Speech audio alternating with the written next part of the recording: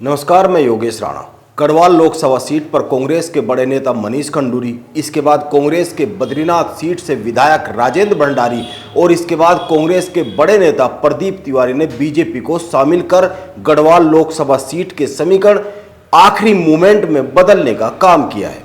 ये बदले हुए समीकरण दिख रहे हैं, इससे इनकार नहीं किया जा सकता है, लेकिन वोटिंग से बस 2 दिन पहले इतने बड़े उलटफेर के बाद भी बीजेपी के प्रदेश अध्यक्ष महेंद्र भट्ट का जोशीमठ की जनसभा का जो एक वीडियो वायरल हो रहा है, यह वीडियो सवाल खड़े कर रहा है। इस वीडियो को लेकर कई सारे सवाल हो रहे हैं।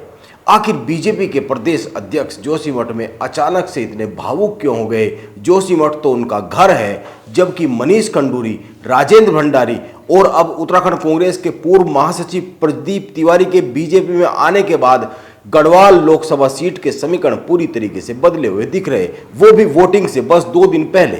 वैसे भी यह बीजेपी के फेवर की सीट रही है। लंबे समय से यहां बीजेपी का गढ़ रहा है, जिसको कांग्रेस भेद नहीं पाई है। लंबे समय से बीजेपी के प्रदेश अध्यक्ष महेंद्र भट्ट जोशीमठ में हुई जनसभा में बीजेपी के उम्मीदवार अनिल बलूनी के लिए वोट मांग रहे थे। वो अचानक से भावुक हो गए और उन्होंने जनता से कहा, यह उनकी साख का सवाल है, इसीलिए जोशीमठ की जनता को मेरे लिए पार्टी को वोट देना होगा। इतना कहकर उन्होंने संबोधन खत्म कर दिया और करीब करीब रोते हुए मंच से मुख्यमंत्री धामी के बगल में जाकर बैठ गए। मुख्यमंत्री धामी ने भावुक महेंद्र भट्ट का हाथ पकड़ा, यूं लगा मानो वो उनको शांत कर रहे हो। इसके बाद धामी ने पास में ही बैठे बीजेपी उम्मीदवार अनिल बलूनी, जो यहां से चुनाव लड़ रहे हैं, अनिल बलूनी और महेंद्र भट्ट का हाथ मिलवाकर माहौल को शांत करने की कोशिश की। इस वीडियो में यह सब दिख रहा है और इस घटना का यह वीडियो वायरल हो गया और सवाल उठा कि महेंद्र भट्ट जोशीमठ की जनता से वोट मांगते हुए क्यों रो पड़े, जबकि यह तो उनका घर है और घर के लोग तो केवल कह देने भर से वोट कर देते। आखिर महेंद्र भट्ट को भावुक होने की क्या जरूरत आन पड़ी थी, जबकि जोशीमठ उनका घर है। जैसा कि मैंने कहा, उनसे बहुत भावुक अपील करने की जरूरत नहीं थी घर के लोगों से। आप गौर कीजिए, जब कांग्रेस ने गढ़वाल से गणेश गोदियाल को टिकट दिया तो चर्चा यह हो गई थी कि उत्तराखंड में कि गढ़वाल सीट पर बीजेपी के लिए कड़ा मुकाबला बन सकता है, कांग्रेस एक कड़ा मुकाबला खड़ा कर सकती है। लेकिन धीरे धीरे समीकरण बदलने लगे और कुछ बड़े अंतर बहुत साफ साफ दिखने लगे। इस सीट पर बीजेपी की तरफ से पूरा संगठन, बड़े बड़े नेता और उम्मीदवार खुद अनिल बलूनी ने पूरी ताकत झोंकी हुई है। इस सीट पर कांग्रेस में जितनी बड़ी टूट हुई है, पूरे उत्तराखंड में इतनी बड़ी टूट हुई नहीं है। इस सीट पर कांग्रेस के जितने बड़े नेता कांग्रेस से टूटकर बीजेपी में गए हैं, इतने बड़े नेता पूरे उत्तराखंड में इस चुनाव के दौरान कहीं से टूटकर गए नहीं हैं। आप समझ सकते हैं, कांग्रेस के एक विधायक तक टूटकर बीजेपी में आ गए। अमित शाह, राजनाथ सिंह और योगी आदित्यनाथ ने इस लोकसभा सीट पर पूरी ताकत लगाई है।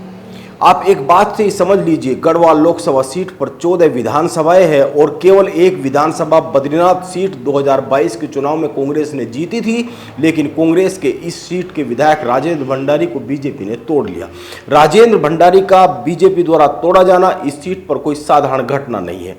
यह कोई छोटी मोटी टूट नहीं है कांग्रेस के लिए इस सीट पर, उस नजर से अगर देखें, क्योंकि इस सीट पर जोशीमठ आता है। यानी इस समय इस लोकसभा सीट पर सारी की सारी जो 14 विधानसभाएं हैं, उन पर बीजेपी का कब्जा है। सारे विधायक बीजेपी के पाले में हैं।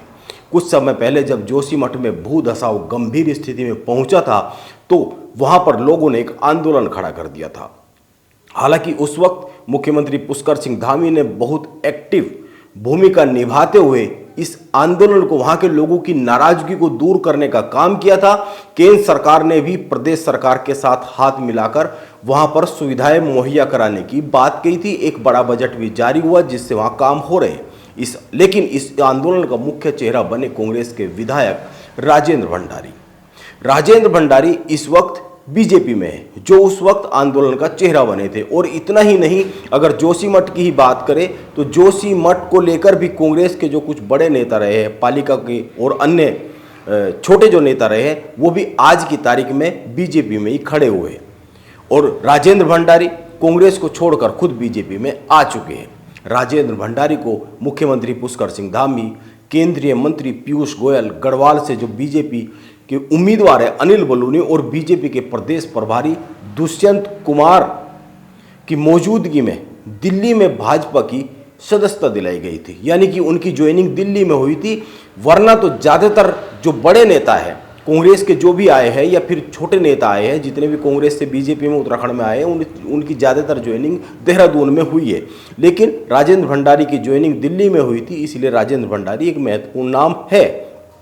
आप एक बात पर और गौर कीजिए, राजेंद्र भंडारी के खिलाफ चुनाव बीजेपी की ओर से महेंद्र भट्ट ने लड़ा था और वो हार गए थे। अब महेंद्र भट्ट राज्यसभा सांसद है और उनको चुनाव लड़ना नहीं है। राजेंद्र भंडारी बीजेपी में, इसीलिए साफ सी बात है बीजेपी में शामिल होने के बाद भी बद्रीनाथ से जो उम्मीदवार विधायक पद का जो चेहरा रहेंगे वो उन्हीं का नाम सामने आने वाला है, राजेंद्र भंडारी का ही नाम सामने आएगा। कांग्रेस के पास फिलहाल ऐसा बड़ा नाम बद्रीनाथ सीट पर राजेंद्र भंडारी के मुकाबले है नहीं, उस स्थिति में जबकि वो बीजेपी के पाले में खड़े हुए बीजेपी की तरफ से लड़ेंगे। आप इस बात पर भी गौर कीजिए, जोशीमठ सालों से आपदा से प्रभावित रहा है, वहां पर सालों से भू धसाव होने के कारण बहुत से लोग चिंता में हैं। केंद्र और उत्तराखंड की सरकार ने करीब 1600 करोड़ से अधिक के बजट से जोशीमठ के संकट को हल करने की कोशिश की है। जोशीमठ महेंद्र भट्ट का घर है, लेकिन यहाँ पर उनकी राजनीतिक चिंता किसी से छिपी हुई नहीं है। वो यहाँ से चुनाव हारे हैं और राजेंद्र भंडारी के बीजेपी में आने के बाद स्थिति में और भी बदलाव आया है और अब वो राज्यसभा सांसद है। लेकिन हर नेता को अपने लिए एक सुरक्षित राजनीतिक मैदान चाहिए होता है। शायद इन्हीं बातों को ध्यान में आने के कारण महेंद्र भट्ट भावुक हो गए होंगे अपने घर के लोगों के बीच में। यह एक अंदाजा लगाया जा सकता है। वैसे भी गढ़वाल लोकसभा सीट पर बीजेपी ने अपनी पूरी ताकत लगा दी है।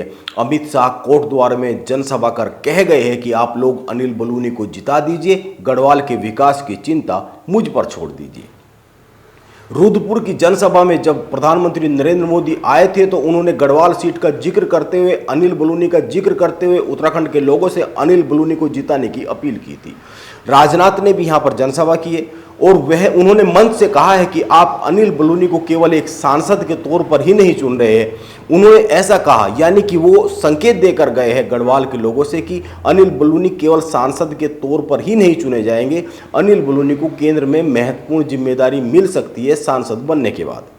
श्रीनगर में योगी आदित्यनाथ ने जनसभा कर माहौल को बहुत हद तक बदलने की कोशिश कर ही दी है। यानी आप यह कह सकते हैं कि इस बार उत्तराखंड में 5 सीटों में सबसे ज़्यादा hot seat Garhwal Lok Sabha seat बन गई है और बीजेपी ने इस पर पूरी ताकत लगा दी है। अब चुनाव प्रचार खत्म हो चुका है। 19 को ईवीएम में बंद हो जाएगा जनता का फैसला और यह जनता का फैसला 4 जून को सामने आएगा। यह देखना होगा गढ़वाल की जनता क्या फैसला लेती है। नमस्कार, मैं योगेश राणा।